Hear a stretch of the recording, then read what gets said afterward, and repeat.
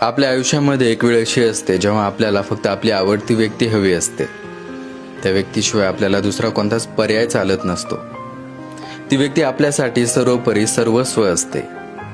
जर एखाद्याने आपल्याला एकनिष्ठेची व्याख्या विचारली तर अगदी सहज आपण त्याच व्यक्तीचं नाव घेऊ, इथपर्यंत ती आपल्यावर हावी झालेली असते. पण एक दिवस सगळं काय बदलून जातं. त्या व्यक्तीचा विश्वासघाती चेहरा आपल्या समोर येतो, जो करुणेने क्षमेची भीक मागत असतो. एक मन म्हणतही असतं की माफ करून टाकावं, पण मनाच्या अंतःकरणातून आवाज येतो, माफी ही चुकीला असते, विश्वासघाताला नाही.